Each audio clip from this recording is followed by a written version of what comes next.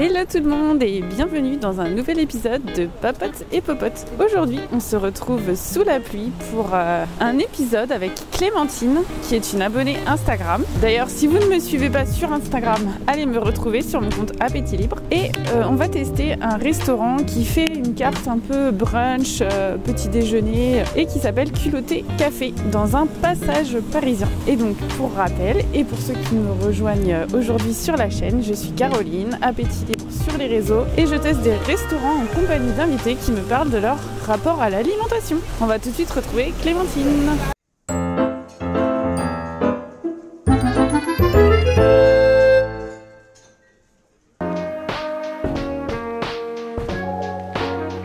On est mieux à l'intérieur, c'est chouette ce petit passage.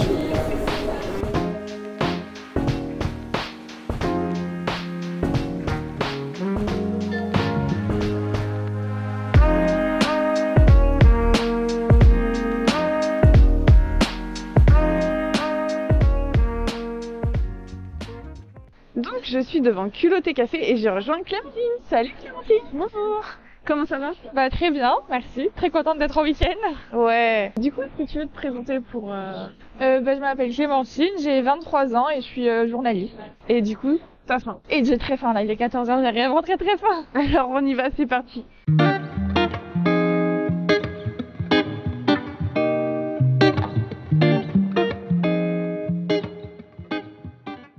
Du coup, pourquoi t'as choisi ce resto? Parce que du coup, j'avais mangé une fois, j'avais vu un resto sur Instagram qui était en face. Ouais. On avait vu un peu déçus d'ailleurs. Et on avait vu le brunch ici, on s'était dit que ça avait l'air trop bien. Donc j'ai une petite liste de trucs que je veux faire à Paris, les restos, les musées et tout. Et du coup, il avait été sur ma liste, donc ça fait 2 ans qu'il est sur ma liste. Et ouais, j'aime bien les brunchs. Ouais, bah après j'aime bien un peu tout globalement. Mais mes préférés, je dirais que c'est les brunchs, resto italien et resto libanais, mais j'en fais pas très souvent. Actuellement, tu te définirais comment comme mangeuse? Quel type de mangeuse tu serais avec un adjectif? Quel type de mangeuse es-tu? Bah, ça va vraiment dépendre.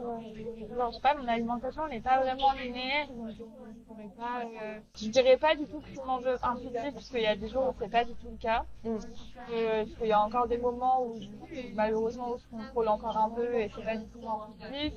Il y a des jours où je vais avoir des faims extrêmes et du coup je vais énormément manger. Des fois je vais manger quand ça va pas de la faim physique, mais ça va être aussi de la faim mentale, ça va être juste par plaisir. Donc c'est une suis mangeuse avec toi. Ouais, bah c'est un bon adjectif. Et t'aimes bien expérimenter des nouveaux lieux, des nouvelles saveurs. Au début, j'étais très fragile quand je suis arrivée sur Paris. Il y a tellement de restos que je fais jamais 2 fois le même. Et en fait, il y a des fois où si je refais 2 fois le même parce que j'aime bien. Et après, ouais, j'aime bien expérimenter des nouveaux trucs. Mais c'est peut-être plus quand je suis à l'étranger où je vais bien aimer tester de nouvelles choses. Et après, sinon, comme il y a des plats que j'adore, j'aime bien les tester dans différents restos. Par exemple, j'adore les pizzas burrata pistache. Du coup, j'aime bien tester dans différents restos. Et tu vois, par exemple, les formules à volonté, j'aime pas forcément. Ouais, je sais jamais quoi prendre. Et puis, en fait, ça te pousse à manger plus que ce que tu aurais mangé. En fait, tu l'avais pas forcément fait. Là, ça permet de découvrir plein de choses. Oui, voilà. Ouais, parce que ça m'a choqué quand elle m'a dit, mais c'est pas rentable. Alors, moi, ça, c'est typiquement c'est un raisonnement de gens qui n'ont pas qui n'ont pas beaucoup d'argent. Oui. Enfin, tu vois, moi, quand je fais mes courses au supermarché, je sais que je suis privilégiée de faire ça. Mais je regarde pas le prix des trucs. Okay, ouais. Enfin, aussi, des fois, je les regarde après coup et je me dis, j'ai acheté un truc bio hyper cher. Et c'est vrai que je me dis, bon, je le rachèterai peut-être pas parce que ça valait pas le coup, mais je sais que je suis privilégiée de faire ça. C'est pareil quand je vais au resto, à moins d'aller faire un truc gastronomique, là, je sais, mais tu sais, des fois, je suis là, je calcule pour des trucs nuls. Mais par contre, quand je vais au bar, je suis là, oui, mettez-moi telle bière parce que la bière à 4 €, elle est insipide. Et après, j'ai pas toujours fait comme ça. Je sais qu'il y a quelques années, quand j'avais pas de salaire, ouais, forcément tu fais attention. Oui, non mais c'est clair. Moi je sais qu'avant j'avais 150 € par mois pour faire cours et train et loisirs. Tu vas pas au resto. Et tu vas pas au resto. Je faisais dans la semaine, j'allais boire un verre et de temps en temps j'allais à Columbus me prendre un chai latte. Oui. Tu parlais des photos, ouais. Des photos quand tu revois des photos de toi quand t'étais maigre. Il y a 2 ans. En fait, j'avais conscience du fait que j'étais mince. Genre, moi, je me voyais pas maigre, je me voyais mince. Genre, je me voyais pas grosse ni rien, mais pas maigre. Et là, quand je vois des photos, je me dis, mais à quel moment je me suis pas rendu compte que j'étais aussi maigre, quoi. Et je sais que j'avais un legging que ma grande sœur m'avait donné, qui était trop petit pour elle. Et moi, il me serrait un peu, mais ça allait. Et bah, en fait, dès que j'ai pris quelques kilos, le truc, il m'allait plus du tout. Et je l'ai donné à ma petite sœur, du coup, qui a 8 ans, et qui est aussi très très mince.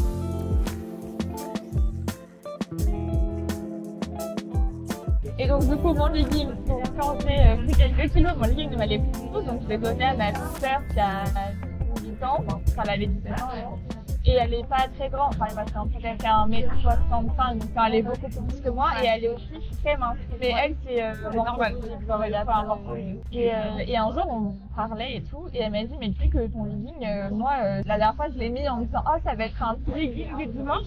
Elle fait mais j'étais hyper compressée à l'intérieur. Et elle m'a dit et je ne sais pas comment toi tu as fait pour m'entrer dedans, moi je fais 1m75. Ouais, il y a déjà une question de taille et tout. Et elle me dit, mais genre, ah, mais même toi, il te serrait. Ça veut dire que, moi, si je rentrais dedans, c'est que vraiment, il m'a vraiment fait un style. En mode, j'étais hyper, enfin, vraiment très mec, quoi.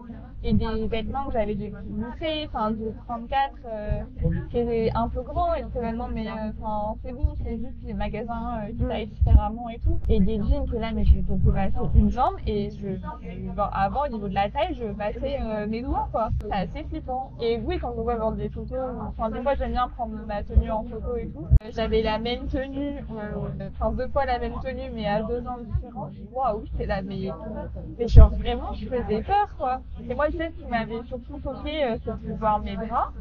Ouais, les bras, c'est choquant, ouais. Et le visage aussi. Moi, je trouve le visage, je le voyais pas trop, parce que j'ai de la chance et j'ai jamais jamais été creusée, en fait, au niveau du visage. Moi, j'étais pas creusée tant que ça, mais en fait, je remarque que mon visage, il est différent. Oui, mais par contre, je vois plus au niveau des lèvres. Ouais. Mais moi, tu vois, je sais que mes bras, ils étaient maigres, parce que justement, je trouvais mes bras trop maigres, du coup, je faisais pas mal d'haltères et tout comme ça. C'est pour pas qu'on voie que j'étais trop maigre. Ah oui, ouais. Mais en fait, il restait maigre quand même. Ouais, alors que moi, j'aimais pas être maigre, en fait. Ouais, j'aimais pas. Alors que moi, enfin, il y a plein de trucs que je dis, mais je trouve horrible et je suis pas du tout en accord avec ça et c'est tout ce que je véhiculais. Mais j'étais super fière de ma maigreur. Ah ouais? Non, moi, j'étais pas fière du tout. Et pas fière du tout. Mais c'est genre horrible à dire et vraiment, enfin, j'ai honte de dire ça, mais quand j'étais vraiment dans ma période où j'ai vraiment eu. Mais t'étais jeune aussi. Parce que quand t'as 30 ans, t'es maigre. Ouais. Franchement, t'as pas trop. Parce que quand je sais que au début, quand j'avais 15-16 ans, j'étais pas, ça me foutait pas la honte. Ouais. Mais après, quand tu as un âge où t'es pas censé être maigre comme ça, moi j'aimais pas.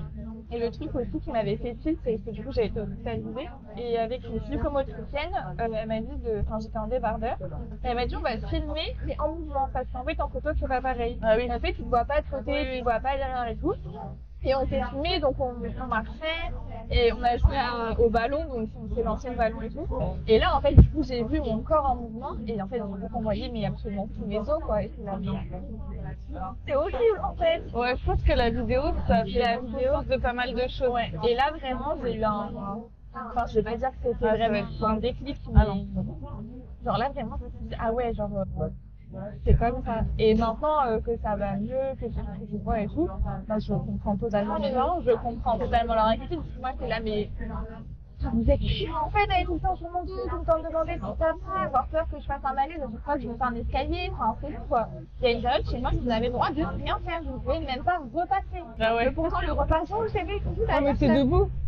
Oui, mais c'est pas non plus la tâche la plus physique du monde. Ouais, mais debout, c'est quand même une grosse dépense par rapport à être assis, ouais. Maintenant, avec le recul, je me rends compte que je les comprends totalement. Enfin, on peut mettre une cuchinette, tomber par terre, quoi. Alors, le chocolat chaud, il est vraiment pas beaucoup sucré. Ah, c'est bien ça, non? Ouais. Après, il est pas très, comment dire, il est assez liquide, c'est pas le... Ah oui, c'est pas épais. Ouais, mais il est bon quand même. Donc le granola est validé. J'adore la cacahuète, alors... Du coup, on a commencé par parler de tes photos et tout, mais je passe le déroulé.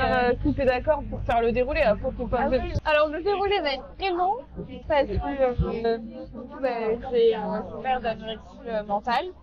Ouais. Et en fait, j'ai toujours eu depuis toute petite un problème avec la nourriture. C'est-à-dire que j'avais 4 ans et je demandais à ma mère si les gnocchis n'étaient pas trop salés. Enfin, je n'avais pas trop de sel dans les gnocchis parce que je savais que le sel c'était pas bon. Enfin, même le sel c'était pas bon. En fait, je sais pas, ça a toujours été un truc qui a été ancré en moi. Et je me revois un jour dire à ma mère, ah, j'espère que t'as pas trop salé tes gnocchis, sinon c'est mauvais. Mais parce que tes parents, ils étaient dans ils disaient des trucs comme ça. Ben, je sais pas du tout en fait d'où c'est venu si tôt. Je sais que j'ai des souvenirs où j'étais en primaire et j'avais école le samedi matin. Ah non, c'était samedi. Non, je crois que c'était un samedi sur deux, je sais plus. Et en gros, moi je prenais toujours un petit goûter à 10h. Et le samedi matin, j'avais un petit paquet de dragibus comme goûter. Il y a une fille qui m'avait dit ah là là, mais ça c'est super sucré ton truc. Moi, ma mère, elle ne me laisserait jamais faire ça. Déjà, enfin, ça c'est des trucs, enfin, elle devait avoir d'autres goûts que moi, mais c'est la même. Ok, donc moi j'ai associé ça en mode trop de sucre, c'est mauvais. En plus, c'était vraiment tout petit quoi. C'était en maternelle? Je crois que j'étais en CE1. Mais du coup, comme je sautais une classe et que j'étais en fin d'année, j'avais 6 ans. D'accord. Donc j'étais vraiment très jeune quoi. Pareil, de temps en temps, genre ma maman nous achetait des donuts au sucre avec j'ai un petit frère qui a 5 ans de moins que moi. J'ai un petit frère qui a 5 ans de moins que moi et une grande sœur qui a 10 ans de plus. On est une famille heureuse. Oui, d'accord. Et du coup, elle nous achetait des donuts et mon frère il en mangeait 2 et moi j'en mangeais qu'un parce qu'en manger 2, bah, ça s'y va bien. Et je sais pas, je me suis dit d'où c'est venu, mais ça a toujours été ancré. Donc voilà, et après je suis arrivée, mais sans que ça me gâche la vie non plus, mais j'ai toujours un peu ce truc de faut que je fasse attention et tout. Alors que t'étais mince en fait. Et alors que oui, enfin, je veux dire, en plus j'ai toujours fait un peu de sport et tout, enfin, j'avais aucun problème. Et t'as pas de souvenir qu'il y a des gens qui t'ont mis ça dans le crâne? Non. À part cette fameuse personne qui t'a dit que les dragibus c'était trop sucré. Après aussi une fois, globalement à la maison on mangeait très bien. Et de temps en temps, voilà, comme tu dis, on achetait des donuts, on prenait des glaces et tout, mais chez ma mère, on s'est jamais trop pris le chou. Du coup, mes parents, c'était pareil quand j'avais 6 mois avec chez ma mère. D'accord, ouais. Et chez ma mère, on s'est jamais trop pris le chou, enfin, on mangeait équilibré, mais il y avait toujours des petits gâteaux, des trucs comme ça. Et un jour, c'était l'été, on prenait des glaces, je me rappelle, c'était des Yoplait, c'était des grands bâtons, c'était un peu plus épais que des glaces à l'eau, c'est au fruit. Et il y avait ma grand-mère qui était là, et moi je mange ma plus glace et tout. Et elle fait, je peux goûter, donc c'est goûté. Il y avait son conjoint qui était là, il fait, c'est sucré, elle fait, c'est que du sucre, mais. Et dans cette phrase, elle va hanter en mode, ok, je suis en train de manger un bâton de sucre, c'est pas bien, enfin, il y a plein de petits trucs que moi en fait j'ai emmagasiné très rapidement, et voilà. Donc toujours un rapport au corps un peu compliqué, quoi. Et quand j'étais en 4e, j'étais vraiment très très mince. Et ma belle-mère s'est inquiétée et du coup je suis allée voir mon médecin généraliste. Parce qu'en plus je faisais des chutes de tension et tout. Et il m'a dit mais si tu ne manges pas plus, demain il faut t'es hospitalisé parce que là il te met sous père. Et alors moi j'avais 12 ans, je suis là, sous perfusion, mais n'importe quoi et tout, mais bon je vais prendre du poids et tout. Et il m'a dit par contre en parallèle j'aimerais que tu vois un psy spécialisé. Et du coup je suis allée voir dans un centre médical et tout, et le psy m'avait dit mais en fait là vous êtes à ce stade de devenir anorexique quoi. Et pour moi c'était inconscient, en fait c'était tellement ancré en moi que j'avais même pas capté quoi. Et là, ah oui, mais du coup en fait c'était anorexique depuis petite. Ben je pense que oui, mais ça en fait ça avait jamais perturbé mon quotidien vraiment. Enfin oui, j'allais un peu culpabiliser de temps en temps et tout, mais j'allais avoir des phases où tout allait bien et de temps en temps, voilà. Donc là, j'étais en 4e et après, donc je poursuis ma vie. Mais ta mère, elle était au régime? Non. Il y avait des gens au régime dans ta famille? Bah ma mère, de temps en temps, oui, enfin elle allait dire ah non là je fais attention, toujours à se trouver un peu grosse, à se trouver un peu des bourrelets et tout, mais pas de discours régime sur moi. Ah mais c'est déjà beaucoup. Oui, mais alors par contre du côté de mon père, il y a un culte du corps énorme.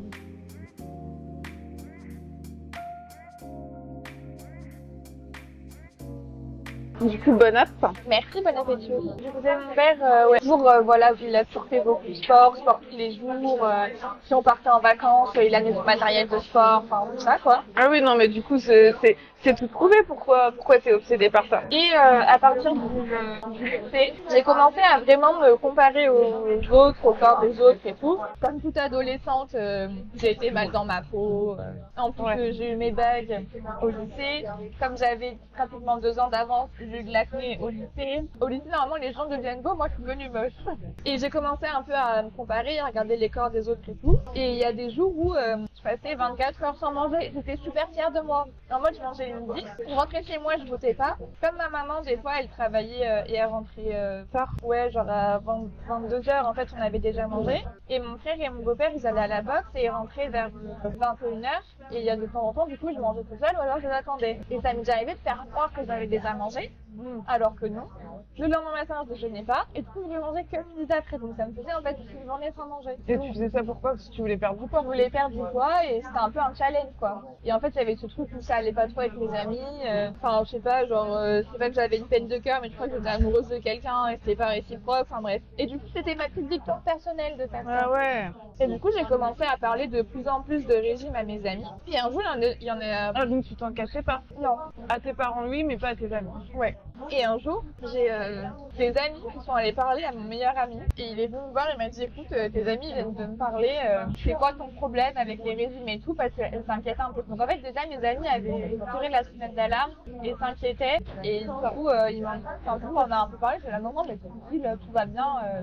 Mais déjà, quelqu'un de mince qui fait un régime, déjà c'est normal qu'il s'inquiète, enfin, c'est bizarre. Surtout que rester 24 heures sans manger, c'est nul. Ouais. Moi, c'est pour ça que j'en ai jamais parlé ni à mes amis ni à personne. Parce que je savais que les gens, vous allaient me dire non mais pourquoi tu fais ça, t'en as pas besoin. Et je voulais pas qu'on me mette des bâtons dans les roues, tu vois. Ah oui. Si j'en avais parlé, ça m'aurait peut-être aidé. C'est bien d'en parler, je trouve. Mais après, d'un autre côté, j'étais toujours la première quand quelqu'un avait des gâteaux, à vouloir manger des gâteaux et tout. Donc en fait, c'était très par phase et très paradoxal. Parce que autant donc comme je disais, des fois je reste 24 heures sans manger, mais des fois c'est moi qui ramène des gâteaux à la récré, ou quand quelqu'un a des bonbons, je suis la première à en demander. Mais en même temps, c'est normal. Enfin, oui. Si t'as pas mangé pendant X temps. Et après, l'été de la terminale à la première année de fac, du coup, j'avais pris un peu de poids. Je restais mince pour. Mais là, parce que jusqu'à présent, ton poids, il était resté dans la norme. Oui. D'accord. En fait, j'avais toujours été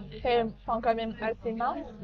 Ouais. Du coup, je fais 1m75 et j'ai mes règles tard aussi. J'ai mes règles, j'étais en seconde. Ah, mais c'est souvent comme ça quand les gens sont grands et minces. Et dans ma famille, tout le monde a eu ses règles tard aussi. Et je disais que j'étais autour de 55 kilos, mais ça reste sans te forcer, enfin sans rien faire. Oui, voilà. Et dès que je prenais un kilo, je le vivais quand même très mal. Mais bon, je me dis, après je grandis et tout. Enfin, en même temps, tu dis sans rien faire, mais en même temps, depuis ta petite enfance, tu mentalises beaucoup son alimentation. Ah oui. Et c'est vrai que dès que je prenais 1 kilo, c'était toujours un peu compliqué, quoi. Et un jour, j'avais dit une amie à ma maman, j'ai encore pris 1 centimètre, et du coup, moi, à chaque fois que je prends 1 centimètre, je prends 1 kilo. Elle m'avait dit, ça va pas falloir que ça continue toute ta vie, ça, parce que c'est bon. Bah ouais, mais au bout d'un moment, tu prends plus de centimètres, non plus.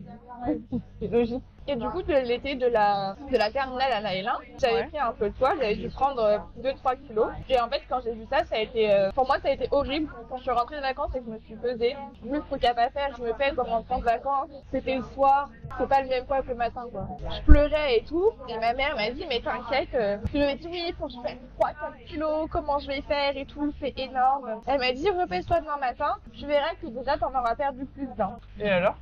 Je repèse le lendemain matin et effectivement j'ai perdu plus d'1 kilo. En fait, juste le fait de... Parce que genre là c'était le soir, ça se trouve je venais de boire et tout. Le lendemain matin j'étais à jeun et t'avais fait pipi. Voilà. Non, parce que tu bois 1 litre d'eau, tu prends 1 kilo. Non mais oui. Non, mais c'est la trique des anorexiques, faut pas le dire. On l'a tout fait, je pense. Bah non, moi c'est le contraire, j'avais tellement peur de voir le chiffre monter. Ah ouais. Que même quand j'étais menacée d'hospitalisation, je ne faisais pas. Et du coup, après, j'ai habité toute seule dès mes 16-17 ans, parce que je faisais mes études à 1 heure de chez mes parents, enfin 1h30. Et je m'étais dit, là, c'est bon, je vais être toute seule, je vais pouvoir faire mon régime et faire du poids. Et j'avais dit à mon père, mais pourquoi? Parce qu'en fait, finalement, t'avais pas pris, le kilo que t'avais pris, il était pas vrai, en fait. Oui, j'en avais pris 3-4. Ah oui, donc tu voulais refaire. Je voulais en perdre 4, en fait. Oui, d'accord. Et j'avais dit à mon père, dès septembre, je commence. Il m'a dit, mais il n'y a pas besoin d'attendre septembre, tu peux commencer à faire attention tout de suite. En fait, c'était plein de petites phrases comme ça. Du coup, je suis rentrée à la fac. Les premiers mois, en fait, j'avais pas du tout fait attention parce que je me faisais des nouvelles amies. On allait faire des soirées chez l'une. Enfin, je faisais pas du tout gaffe. J'ai vu genre un jour, je sais pas trop ce qui s'est passé. Je suis rentrée chez mon père et tout. Et le week-end, on me dit ah, maintenant on arrête de manger du sucre. On n'achète que des gâteaux sans sucre, trucs comme ça. En fait, ça a plein de petites choses qui ont commencé un peu à germer dans mon cerveau. Et du jour au lendemain, je me suis mise à refaire du sport parce que je parlais tout le temps de des kilos à perdre et tout. Ma mère me dit oui, mais genre tu parles de ces kilos à perdre, mais tu fais pas de sport, ni rien. Du coup, en fait, je me suis remise au sport. J'ai arrêté le sucre, j'ai supprimé mes goûters. Parce qu'elle m'avait dit ah oui, mais en même temps tu te plains, mais tu continues à faire des goûters à ton âge, on fait quoi.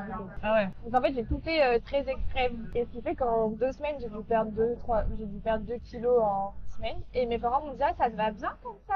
Et moi je me suis dit mais si je peux perdre 2 kilos en 2 semaines, mais c'est parti, on y va. Et ça a été la descente au Donc là, t'avais quel âge? 18 ans? 19 ans? 17. Ma belle-mère a un peu alerté mon père, donc suivi médical tout de suite quoi. Ouais, donc ils sont vite inquiétés quand même. 2 kilos perdus, ils étaient ok, mais après... Voilà. En fait, c'était aussi dans mon comportement et enfin, de la manière dont je me comportais quoi. Mais pourtant, tu vivais plus avec eux. Pourtant, je vivais plus avec eux, mais je rentrais tous les week-ends quand même. Donc j'ai commencé à compter mes calories, j'ai arrêté de sortir, j'ai arrêté d'avoir une vie sociale, j'ai perdu mes cheveux, j'ai perdu mes règles, les ongles qui se sont cassés, machin et tout. Les règles, au début, on savait pas en fait pourquoi. Ah bon? Pourquoi? C'est évident. Moi, je savais pas du tout que le fait de perdre du poids, ça, on pouvait être en amélioré. Du coup, rendez-vous médicaux pour comprendre pourquoi j'ai pas mes règles. Madame, vous faites plein de kilos, c'est ça, quoi. J'ai fait aussi des radios, enfin des échographies pour voir si j'avais pas un problème aux ovaires et tout. Au début, j'en ai pas inquiété, mais au bout de 6 mois, on s'est dit c'est un peu bizarre quand même. J'avais jamais eu mes règles régulièrement, mais là, ça fait 6 mois que j'ai pas mes règles. Et t'as pas pris la pilule? Non. Et du coup, ils t'ont dit quoi? Tu fallait reprendre du poids? Du coup, ils m'ont dit oui, que c'était dû à ça. Là, mon médecin me disait, mais genre, si on continue à perdre du poids, je t'envoie dans un centre spécialisé à Saint-Etienne. J'ai bien évidemment continué à perdre du poids, parce qu'il y a hors de question que je reprenne. Et donc, du coup, il m'a mis en contact avec le centre spécialisé à Saint-Etienne, où j'ai vu un endocrinologue. J'avais un contrat de poids. Et si je reprenais pas 1 kilo par mois, c'était hospitalisation. Une fois, je l'ai pas pris, 2 fois, j'ai toujours pas pris. La 3e fois, elle m'a dit, ok, hospice. Moi, je croyais pas, en fait. Enfin, moi, j'étais là, mais c'est des menaces. Merde, je vais jamais être hospitalisée. Ouais. Et si, du coup, hospitalisation de 3 semaines en endocrinologie. Donc, 3 semaines sans sortir de ma chambre, seulement pour aller faire des examens à l'étage du dessous. Mes parents qui venaient me voir 1 fois par semaine. Et heureusement, ils m'ont payé la télé. T'avais ton téléphone? Non. Juste la télé, les livres et les mots fléchés et les coloriages. Et t'es resté combien de temps? 3 semaines, du coup. Ça t'a aidé? Pas du tout. Moi, là-bas, j'ai perdu du poids pendant l'office. Et de base, j'étais censée en reprendre. Et on m'a dit, tu sors pas tant que t'en as pas pris. Et après, ça s'est transformé à, tu sors pas tant que t'as pas le poids d'arrivée. C'est totalement con. Parce que du coup, mon poids d'arrivée, je l'ai retrouvé, mais j'avais tout retrouvé. Ouais. T'as eu une sonde? Non, parce que je mangeais quand même. Ouais, tu mangeais ce qu'ils te donnaient. Pas beaucoup. Non, parce qu'en plus, là, tu pouvais choisir tes menus. T'avais le choix. En mode, tu veux préférer salade ou pâté en croûte en entrée? Non, mais en vrai, c'est des trucs comme ça, quoi. Tu veux poisson haricot ou lasagne? Et au début, bien évidemment, c'était poisson haricot, salade et tout. Puis petit à petit, c'est là, comme faut que je reprenne ce que j'ai perdu, je vais prendre des lasagnes à la place de poisson. Et voilà, mais en fait, au final, ça m'en servait à rien. Je suis sortie, j'ai directement recompté mes calories et tout. Du coup, là, j'ai été dirigée vers un psychiatre du centre à Saint-Etienne. Il m'a dit, je pense que vous hospitalisez en psychiatrie. Moi, je suis la meilleure de questions. Je suis pas si malade que ça. Je suis pas si mec que ça et tout. Et du coup, ça s'avère qu'une place est libérée. J'ai été hospitalisée en psychiatrie et ça m'a sauvé la vie. Ah, très bien. Ouais. Et du coup, c'était quoi la différence de prise en charge? Donc déjà là-bas, j'étais pas enfermée, il y avait des évolutions. En fait, pendant 2 semaines, t'es coupé du monde, mais après, il y a les infirmiers qui sont tout le temps là. Je parle toute la journée avec les infirmiers. Il y a un suivi psy qui est beaucoup plus régulier. Pour des activités adiacentes, tu vois. En fait, plus t'avançais, plus t'avais ton cadre s'ouvrait. Du coup, après, j'ai pu avoir des permissions le week-end. J'ai refait des trucs en mode, comme je savais que j'étais toute seule. J'avais des ateliers cuisine où on allait faire les courses ensemble. On cuisinait des repas ensemble. T'avais des repas avec des soignants, des repas sans soignants, des repas entre patients qui allaient mieux. Des petits déjeuners où, par exemple, tous les hôpitaux, t'as les plateaux qui sont déjà composés. Bah là, on avait des repas, genre des petits déjeuners. Du coup, bah, il y avait vraiment une baguette, il y avait un paquet de céréales et tout. Ça apprend à plus, enfin, tu sais, genre, toi, te servir des bonnes quantités sans que ce soit déjà prédécoupé. Et après, t'adapter les activités à toi, ton état, enfin, à tes soins. Genre, il y a des soins un peu personnalisés. J'avais demandé à aller en boulangerie, m'acheter un goûter toute seule pour manger un peu des viennoiseries et tout. Ah ouais. J'ai eu plein de choses qui m'ont beaucoup aidé. C'est innovant parce que les repas entre patients, Mais ce qui était bien, c'est que c'était pas tout le temps et pas tout le monde. oui, pas tout le temps, mais tu vois, c'est chaud d'organiser ça parce que tu sais, quand t'es entre patients, c'est vite fait qu'il y en a qui ça. Oui. En fait, Le normalement, bacon sauteur. en fait, il y avait des infirmiers de base avec nous. Ouais. Et après, comme on finissait tous nos plateaux tout le temps, après, du coup, c'était nos plateaux, les repas. C'était pas nous, on faisait à manger. C'était vraiment, on avait tout notre plateau et tout. Donc, du coup, c'est cool parce que ça te rapprend déjà à manger avec des gens de ton âge, manger, à retrouver le côté convivial un peu du repas aussi. Et par contre, s'il y en a une qui finissait pas sur le plateau, pendant le repas, la fois d'après, elle avait plus le droit de venir. Ah ouais, Parce que bah, du coup, en fait, nous, ça nous met mal à l'aise, quoi. Ah ouais. Entre la hospitalisation et la réalité, c'est que quand tu remanges dehors avec des gens entre guillemets normaux, t'es face à des gens qui finissent pas forcément leurs assiettes. C'est pour ça que les repas avec les infirmiers, où on avait nos portions, bah, c'était bien aussi. Parce que bah, eux, il y en avait le matin, ils avaient déjà déjeuné. Donc ils me disaient, bah, moi je veux bien, mais prenez en compte que j'ai déjà déjeuné. Donc là, bah, je vais pas manger une demi-baguette, quoi. Je prends juste un petit bout de pain pour être avec vous. Et c'est de la gourmandise, et voilà. Et après, comme il y avait des permissions le week-end et tout, bah, ça permettait aussi de retrouver en vrai le vrai La monde. vraie vie, ouais. Et après, du coup, je pouvais adapter, te dire, bon, bah, ok, là, ça a été super compliqué. Ok, j'ai réussi à faire un gâteau et à en manger. J'ai pas fait d'hyperactivité. Donc, du coup, ouais, ça m'a sauvée. Et après, en ressortant, Quand je suis sortie, pendant 1 an, j'ai retourné 2 semaines tous les 3-4 mois. 2 semaines à temps plein. Ouais. Donc tu dormais. Ouais, c'est à 2 heures de chez moi, donc Ah ouais. Pour consolider, c'est ça. pour consolider et pas être lâchée dans le vide. Je continuais à avoir mes rendez-vous avec la psy, genre du coup je la voyais par téléphone et tout. Et en vrai une fois par mois. Et après il y a eu le confinement. Voilà. Donc j'ai dû retourner vivre chez mes parents. Horrible. En fait j'ai fait une rechute du coup pendant le confinement. Ah, t'as rechuté. Ouais. Parce qu'en fait tu perdais plus de poids. J'en prenais pas forcément, mais du coup j'étais un peu j'étais un peu stabilisée à un point qui était très très bas, mais genre il y avait plus de perte et ça commençait mentalement à aller un peu mieux avec le confinement, ça m'a achevé et du coup en sortant je les ai appelés, j'ai dit là faut que je revienne, il faut pas que je revienne 2 semaines, faut que je revienne. Donc, je suis restée un peu plus d'1 mois je crois, et en fait après je commençais mes études sur Paris, donc quand je suis arrivée à Paris je me suis dit ok nouveau départ, et j'ai eu beaucoup de chance de tomber, enfin mon école ça se passait très bien, de tomber directement sur des gens avec qui je me sentais bien, en sécurité. Ma meilleure amie qui habite sur Paris aussi, qui m'a énormément aidée. En fait, j'ai été hyper bien entourée. J'étais loin. C'était un départ à zéro. Et du coup, là, tout a changé. En fait. Genre, vraiment, ça a été une renaissance. Sans rien faire, enfin sans suivi vraiment. Non. En fait, j'avais un psychiatre, du coup, sur Paris au début. Mais elle était jamais là, on pouvait se voir qu'une fois par mois et tout. J'étais là en vrai, ça me saoule. Je continuais quand même à avoir une nutritionniste. Elle me faisait pas de plan alimentaire, mais juste elle me faisait, elle vérifiait ma tension, battement cardiaque et tout. Du coup, tous les mois pour voir que il n'y ait pas non plus de chute, quoi. C'était pas le but. Et mais sans menace d'hospitalisation ni rien, quoi. C'était vraiment. Et du coup, pendant 1 an, j'ai pas pris de poids, genre ça s'est stabilisé. Et après, en fait, j'ai commencé à travailler et tout. J'avais besoin d'énergie. J'ai commencé à avoir plein d'amis. Du coup, le week-end, on sortait et tout. Et en fait, j'avais plus envie de me priver. J'avais plus envie de dire non, je sors pas avec vous. Non, je fais pas de resto. Non, j'arrive après parce que j'avais envie de vivre en fait. Ouais. Et quand je sortais, je passais trop des bons moments. Quand j'allais au restaurant, je prenais le plat qui me faisait le plus peur. En fait, après, j'étais trop contente d'avoir mangé ça. Mes amis, parce que tout le monde était au courant, moi, j'ai jamais caché que j'étais anorexique. Enfin, j'ai toujours dit. Et du coup, j'étais grave compréhensive. Et enfin voilà, je sais que ma meilleure amie, des fois, elle allait me dire, tu prends quoi comme dessert? C'est là, je sais pas si j'en prends vraiment et tout. Elle était là, mais tu veux qu'on fasse moitié-moitié? C'est là, bon, d'accord. Tout le monde a été, m'a vraiment accompagnée, vraiment aidée. Quand je faisais trop de sport, elle me disait, bon, Clem, demain, tu me promets que tu vas pas à la salle. Et là, je sais pas, elle fait, demain, on donne rendez-vous à 10h, comme ça, je sais que tu iras pas à la salle. Enfin, plein de choses comme ça où j'ai été vraiment hyper bien entourée, hyper bien accompagnée. Et Mais j'ai l'impression que ça c'est assez récent. Enfin, j'ai l'impression que ta génération, elle est vachement ouverte sur ces questions. Ouais. Moi, à mon époque, c'était genre, enfin moi je l'ai jamais dit, mais j'allais me faire lyncher, tu vois. Et qu'on allait me dire, Ah ouais ouais, t'es anorexique, alors vas-y bouffe. Ah Tu vois, oui, non. et moi j'ai trop peur de ça.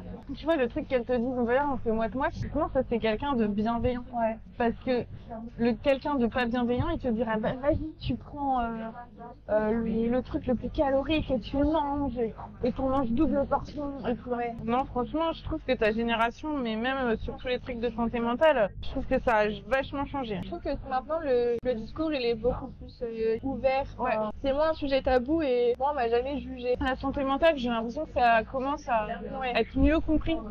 Tu vois, genre la dépression, c'est pas un problème de volonté. Oui. Tout le monde le sait maintenant. Ouais.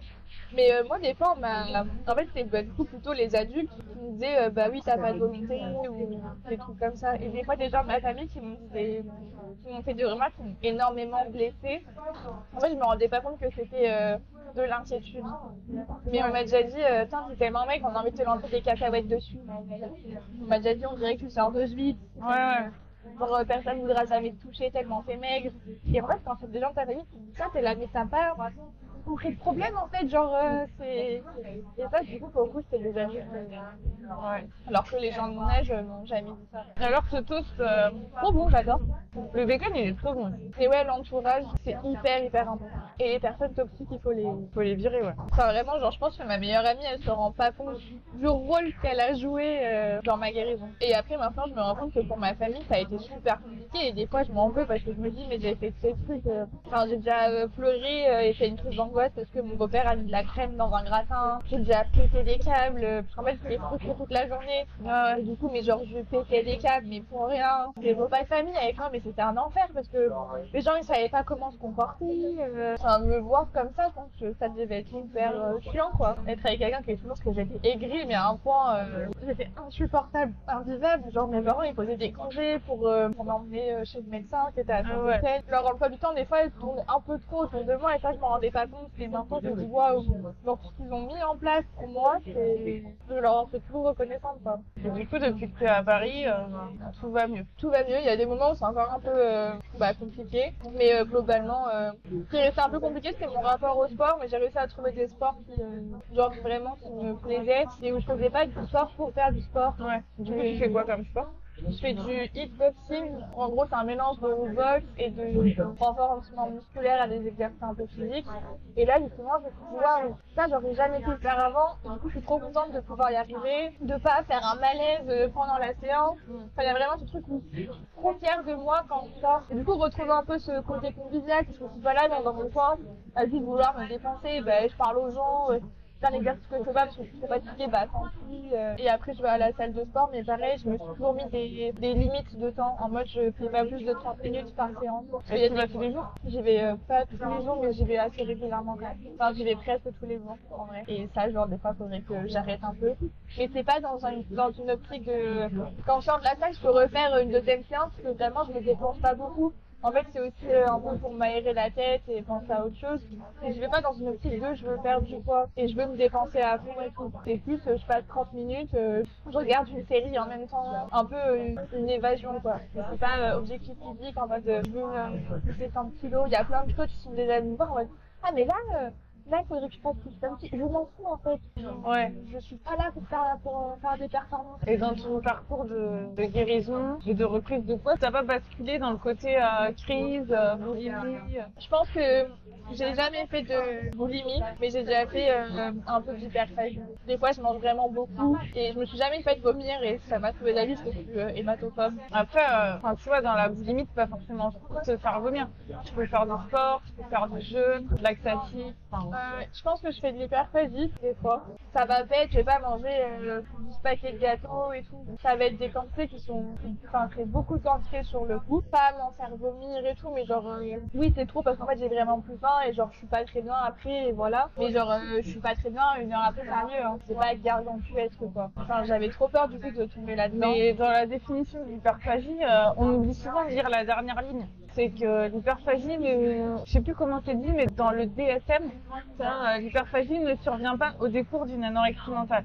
qu'en fait ça veut dire que anorexie et hyperphagie, en fait si t'es dans l'anorexie, c'est entre guillemets, tu peux pas être dans l'hyperphagie parce que c'est la réponse normale de ton corps. Enfin, c'est pour ça que souvent, quasiment toutes les personnes qui sont dans l'anorexie, elles décrivent des moments où elles ont mangé beaucoup. Mais je pense pas qu'on puisse dire que c'est vraiment hyperphagie. Mais ouais, je pense que en fait, j'étais en fine crème pendant très longtemps. Là, maintenant, ça va mieux, mais ça m'arrive encore des fois où, quand pendant 3-4 jours, il y a encore des jours où je me restreins un peu, et ben, le 5e jour, je vais manger pour 3, quoi. Mais je sais que c'est une réponse normale, du coup, à mon corps, et je me dis, si t'avais mangé normalement pendant 3 jours, ça serait pas arrivé, quoi. Et après, la reprise de poids, c'est pas une étape qui est facile, mais je renouvelle ma garde-robe. Et t'as une balance? Non, je me pèse pas chez moi. Depuis que je suis chez mes parents, j'ai jamais eu de balance chez moi. Je me pèse que chez le médecin, c'est le même médecin, c'est la même balance. J'y vais à la même heure, comme ça. Logiquement, Et avant, j'allais tous les mois, et maintenant, j'y vais tous les 3 mois. Donc ça me stressait trop, en fait, tous les mois. Et là, maintenant, quand j'ai retrouvé, je suis pas du tout en programme de poids forme, je suis toujours en danger. Et du coup, elle m'a dit, tu penses que t'es pas à ton poids de forme? Non, je pense que j'ai pas retrouvé mes règles. Je pense qu'on manque encore 5-6 kilos pour avoir un poids de forme. Mais du coup, tu sais que tu perds pas de poids, tu sais que forcément t'es sur la pente ascendante. Oui, du coup, je continue à l'avoir tous les 2-3 mois. Et là, ça fait 1 an et demi que je perds plus de poids et que je prends du poids. Genre, c'est pas juste je perds pas, mais je prends pas. Ça fait vraiment 1 an et demi que je prends. C'est pas genre je prends pas 10 kilos en 2 mois. Genre, je prends. Faut arrêter avec ce mythe. C'est impossible. Non, mais 10 kilos en 2 mois, arrêtez les gars, ça n'existe pas. Si tu prends 10 kilos en 2 mois, forcément là t'as un trouble alimentaire ou t'as un dérèglement hormonal. Même en mangeant beaucoup et en te faisant plaisir, en mangeant beaucoup tout en restant relativement confortable, tu prends pas 10 kilos en 2 mois. Si tu prends 10 kilos en 2 mois, c'est possible, mais ça voulait dire que toi avant t'étais vraiment dans une sous-alimentation. Mais moi c'est vraiment soit tu fais des énormes crises d'hyperphagie. Et c'était ma crainte de me dire mais comment mon corps, en fait d'accepter en fait ton corps, et surtout que moi j'ai toujours un gros problème avec mon ventre. En fait au début forcément c'est le ventre qui prend, c'est logique, ça se répartit pas. Les médecins me disaient mais genre c'est tout à fait normal déjà parce que c'est tellement maigre que dès que tu bois une gorgée d'eau on le voit. Et après, tu verras, ça va se répartir. Ça met du temps à se répartir. Ça met beaucoup de temps. C'est vrai que c'est ça qui est difficile, c'est que, en fait, quand t'es super maigre, le ventre, forcément, il se voit beaucoup plus. C'est le truc qui ressort parce que c'est là où il n'y a pas des os. En gros, c'est le truc le plus facile, sensible. Et puis, même, il y a tous les stomacs, il y a tous les organes. Et après, là, ça commence à se répartir un peu. Là, je le vois notamment au niveau des bras, au niveau des jambes et tout. Et ce que je fais, c'est que les vêtements, par exemple, que j'ai pas mis depuis l'été dernier, même pas je les réessaye, ça se trouve ils me vont, mais je veux pas les réessayer, je les vends et j'en rachète de nouveau. J'ai de la chance d'avoir les moyens du coup de pouvoir acheter des vêtements qui me plaisent et même ça a changé de taille.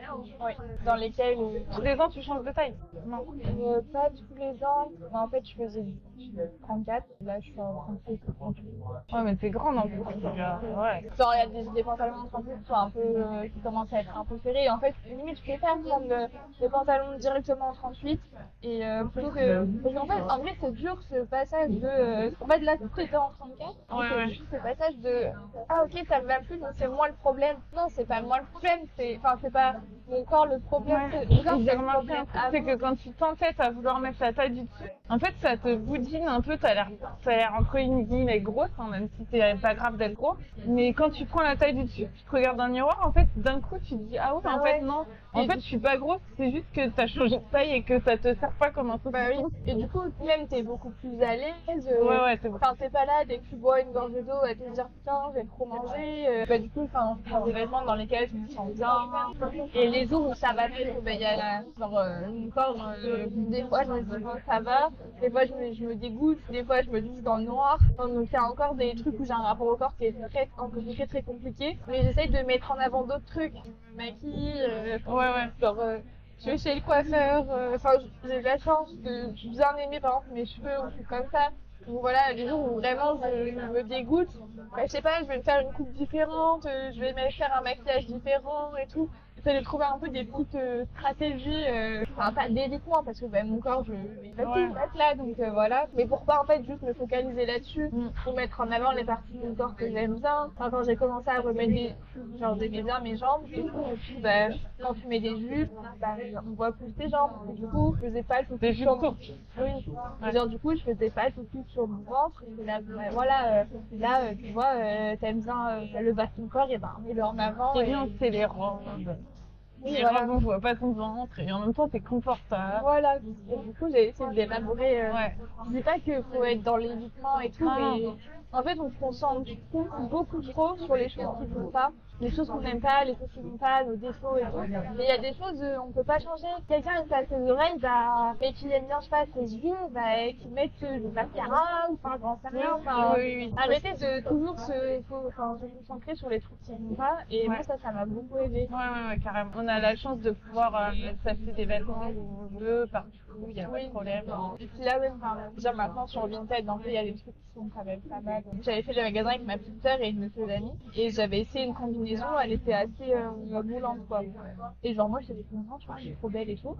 Et quand avec ma sœur on a parlé il y a pas longtemps, elle m'a dit mais tu sais que ma pote elle a trouvé ça hyper choquant que tu flottes dans ta combinaison alors que elle aurait pas flotté dedans quoi. Et c'est là où je me suis rendu compte qu'en fait nous on fait un peu des choses en étant dans la maladie parce que c'est vraiment horrible à vivre. Je souhaite à personne de vivre ça, mais en fait on peut énormément subir à l'entourage et moi j'étais tellement concentrée sur moi et mes problèmes que je me rendais pas compte à quel point je faisais mal à mon entourage. Et je sais que je me suis engueulée avec certaines personnes qui me disaient mais tu te rends pas compte à quel point tu es égoïste. J'étais là mais moi c'est pas de l'égoïsme, enfin mon but c'est pas ça. Et non. Je comprenais pas pourquoi on m'en mettait plein ma gueule en me disant ça, alors que moi mon quotidien vraiment c'est un enfer de tout ça. Tout est calculé. Et j'étais là, mais comment je peux dire que je suis égoïste alors que j'ai qu'une envie là, j'ai pas envie d'en finir, mais j'ai envie que ça s'arrête tout ça.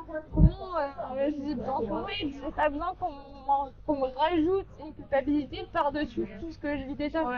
Et maintenant je me dis, mais en fait ici elle avait totalement raison. Enfin pas elle avait totalement raison en mode je dis pas que la maladie c'est être égoïste, mais je comprends qu'on pouvait percevoir ça comme de l'égoïsme parce que c'est des personnes qui souffraient aussi quoi. Ouais mais c'est clair, c'est dur pour l'entourage. Pour les aidants et du coup j'en ai parlé à mon père et il m'a dit mais ce serait bien aussi de faire un truc pour les aidants, pas que pour les personnes malades, mais parce qu'il a dit genre là on est démunis et il a son collègue sa fille du coup souffre aussi d'anorexie.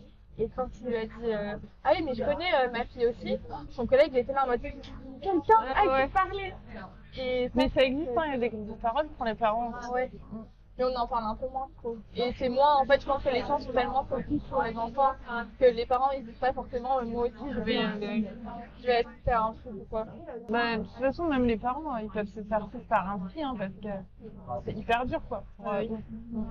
Du coup, toi, tes parents, ils s'en sont rendus compte quand? Non, jamais tout de suite. Enfin, parce qu'en fait, moi, ma soeur, elle a fait de l'anorexie avant moi. Ah oui. Donc en fait, moi j'ai perdu 5 kilos, c'est bon, j'étais anorexique.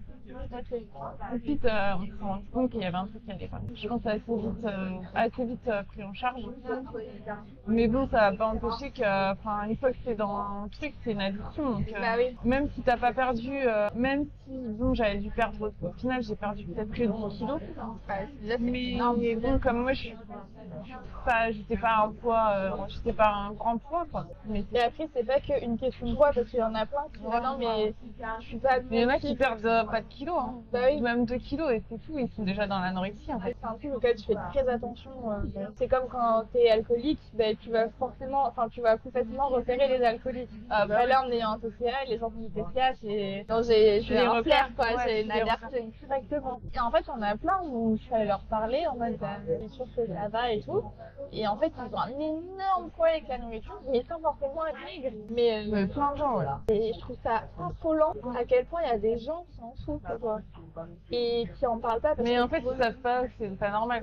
Et genre pour eux, c'est pas un problème, donc ils en parlent pas, mais c'est affolant et horrible. Ouais, mais je trouve que tant qu'on n'en parle pas, en fait, il y a beaucoup de gens qui pensent que c'est normal. Oui, voilà.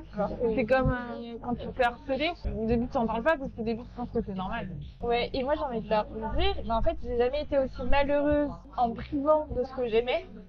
Si je vais au resto, j'ai envie de prendre une pizza 4 fromages et que je prends une margarita, en fait je vais passer un très mauvais moment. Alors que si je prends ma pizza 4 fromages, je vais passer un très bon moment, je vais profiter, machin et tout.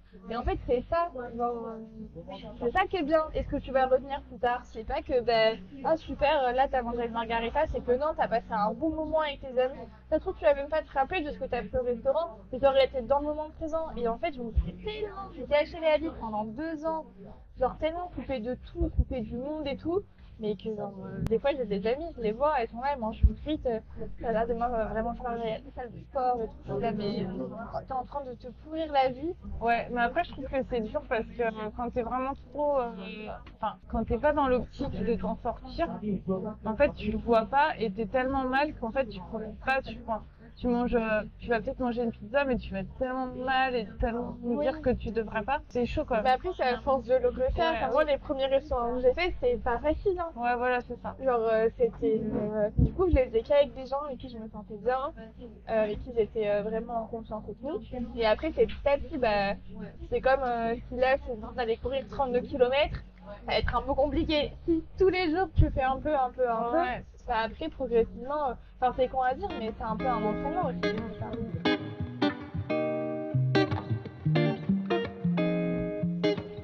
Crumble dans un bol. C'est original. Mais j'avoue que moi, le crumble, ce que j'aime bien aussi, c'est quand il y a soit une boule de glace, soit de la crème fraîche. Ah oui, la crème fraîche, ouais. Ouais, là ça manque. Mais bon.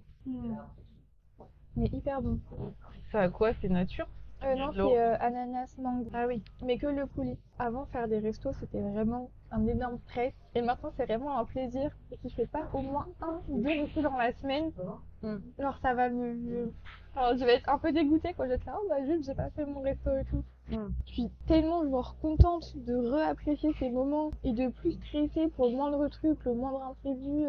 Genre ça change la vie quoi. En vrai, guérir c'est dur, mais ce sera jamais plus dur que d'être malade parce qu'on s'inflige tellement de trucs que genre la culpabilité c'est rien et genre l'image qu'on a de la mauvaise image qu'on peut avoir de soi quand on reprend du poids, je trouve que c'est rien par rapport à tout ce qu'on s'inflige avant. Ouais, et moi c'est ce que je dis quand des fois dans le miroir j'aime pas mon corps, que j'aime pas l'image que je renvoie, que je me dégoûte et tout, je suis là mais est-ce que c'est mieux ça? Et alors qu'à côté tu vas au restaurant, tu vois tes amis, tu profites, tu pars en vacances, tu stresses plus et tout, plutôt que d'être chez toi, seule, à voir personne avec ton 34 en fait. Et du coup, Clémentine, c'est quoi ton plat préféré? T'arrives à le dire? En ce moment, j'ai un peu des phases, mais là c'est vraiment genre la pizza mortadelle, pistache burrata. Oui, ça se trouve pas partout. Ça se trouve pas partout, mais c'est vraiment genre... C'est un peu la pizza à la mode. Ouais, mais je suis une fan inconditionnelle de pistache et ça c'est vraiment ma découverte des derniers mois. Et toi? Plat préféré, j'ai trop de mal. Surtout en salé. Je trouve que c'est trop dur de répondre à cette question. Ah, Et j'avais vu un truc sur Instagram, c'est une question, c'est tu préfères manger tous les jours ton plat préféré pendant 1 an? Non, pendant 2 ans par exemple. Ouais. Ne pas manger ton plat préféré pendant 1 an. Ne pas le manger pendant 1 an. Ouais, moi aussi. J'ai répondu ça. Parce que... Quand c'était un sondage à la noix, mais... Je sais pas, genre il y a d'autres trucs, tu vois, genre j'ai pas non plus un plat que... Pareil, je me dis il y aura d'autres trucs. Après il y a des aliments, par exemple le pain et les pâtes, ça je peux vraiment pas m'en passer, genre c'est pas possible. Ouais, mais c'est pas un plat, parce que tu peux Non. le faire de plein de façons différentes. Oui, tu vois, mais genre le pain, je pourrais plus jamais m'en passer. Tu veux goûter? Moi je veux bien. Tu veux goûter le mien? Bah ouais. Et ton dessert préféré? T'en as un? Ça c'est dur en vrai. Parce qu'il y a dessert et pâtisserie, c'est pas pareil je trouve. Bah alors fais les deux. Fais dessert et fais pâtisserie. Genre viennoiserie pâtisserie, il est bon. Oui, elle est bonne. J'aime bien le contraste du croquant et du Ouais. fondant. J'aime bien quand il y a le fruit, le croquant et la crème. Oui, je dirais que ma viennoiserie préférée, c'est la babka. C'est vraiment très très bon. Et après en dessert, je suis... Après, ça se trouve pas partout non plus. Bah oui, non. Mais depuis que je suis parisienne, c'est Oui, du coup, ça c'est des trucs de parisien. Quoi. Voilà. Mais après, sinon, je pense que c'est moelleux. Moi, je dirais le chocolat. croissant aux amandes. Ah oui. Ça rappelle trop la galette des rois. Et sinon, moelleux au chocolat. Genre, c'est classique, mais... Mais tu vois, moi, le moelleux au chocolat, je trouve ça bon. Mais c'est tellement meilleur avec la petite boule de glace vanille Je suis ou pas- la crème anglaise. Je suis pas très glace, je préfère que la crème anglaise. Mais du coup, justement, les restos, ça m'a grave aidé dans ma guérison. Mais déjà, manger des plats que toi, t'as fait cuisiner. Ce qui est horrible, c'est que j'ai toujours aimé manger. C'est fou parce que t'as été depuis ton Ah oui. enfance. Bah mais oui, ça a toujours été un tiraillement. Ça devait être dur. Du coup, tu penses que t'as jamais été mangeuse intuitive? Non.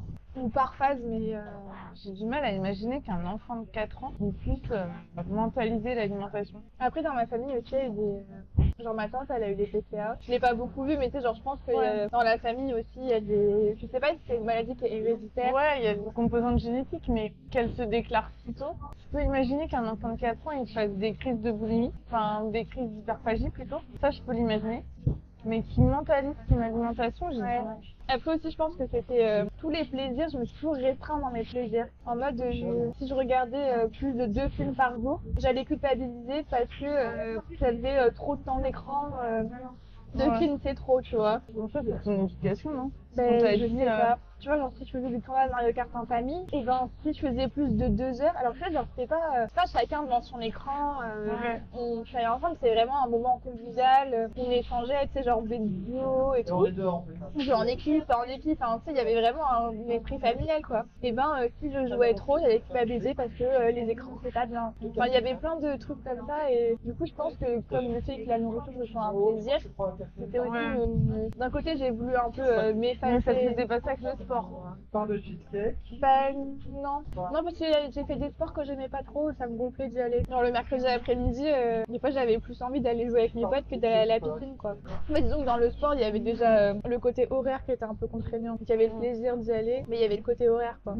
Genre mes parents, ils pouvaient pas nous payer 2 licences de sport. Donc quand tu choisis ton sport, t'es là, ok, genre faut que je choisisse le bon sport pour un an, quoi. Et encore maintenant, il y a des trucs, si je regarde plus de 2-3 épisodes d'une série, ça m'arrive jamais que je vais te dire, putain, t'as rien fait là. Mais genre rien faire de quoi? Pas obligé de faire toujours un truc. Donc ça, j'ai encore un peu de mal des fois. Maintenant, de plus en plus, en fait, je trouve que tout va ensemble. Depuis que j'ai autorise à faire une sieste quand je suis fatiguée, de manger à ma faim, sortir quand j'ai envie de sortir, rester chez moi quand je ne rester chez moi. Ça devient beaucoup plus intuitif. Il y a des jours où j'ai pas envie de regarder une série. Et des fois, je me dis, bon, bah, vas-y, regarde 2 épisodes, c'est pas grave. Mais T'as jamais eu des tocs? je sais pas si c'est vraiment un toc, mais avant d'aller me coucher, en fait, j'avais peur du noir et peur qu'on vienne me tuer dans mon sommeil. Du coup, je regardais sous mon lit, dans les placards et tout. J'ai fait ça jusqu'à tard, je pense jusqu'à 10 ans au moins. Je sais pas si c'est un toc ou pas. Après, quand t'as un toc, c'est une souffrance, tu dois le faire plein de fois, tu dois... Ouais, bah non, je pense pas. Genre, je suis pas du genre à fermer 15 fois la vérité si j'ai fait un bon. Ça dépend. Peut-être un petit rituel. Les enfants, ils ont beaucoup des rituels. En fait, le matin, je fais tout dans le même ordre. C'est genre, je me lève, je me lave d'abord les dents, après je vais faire pipi, après je me maquille, après, je mets toujours ma chaussette droite avant ma chaussette, enfin ma chaussette gauche avant ma chaussette droite. Il y a toujours plein de petits trucs où j'ai besoin que ce soit un peu cadré. Enfin, ça m'a vraiment rassurée et des fois ça a été du coup difficile parce que j'avais très peur de l'imprévu et j'arrivais pas du tout à gérer. Et comme mes parents le sont séparés quand j'étais toute petite, le fait d'avoir un certain rituel et tout, ça m'aidait un peu à garder mes repères.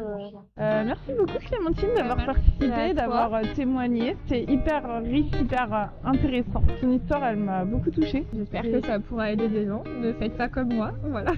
Oui, et puis si vous êtes pareil dans un trouble alimentaire, n'hésitez pas à vous faire aider. Et surtout, faites bien attention à votre entourage parce que ça change vraiment tout. Ouais, après des fois tu peux pas choisir Oui, si c'est tes mais, parents, mais oui, si c'est c'est tes vos parents. amis, ouais.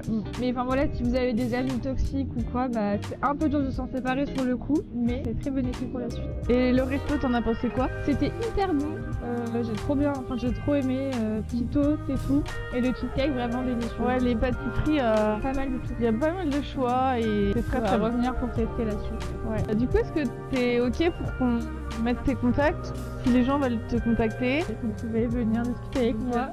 on mettra ton compte Instagram dans la description. Je vous dis merci d'avoir regardé cette vidéo jusqu'au bout. N'hésitez pas à la liker, la partager, la commenter et à vous abonner. Et on se dit donc à la prochaine vidéo. Bye bye.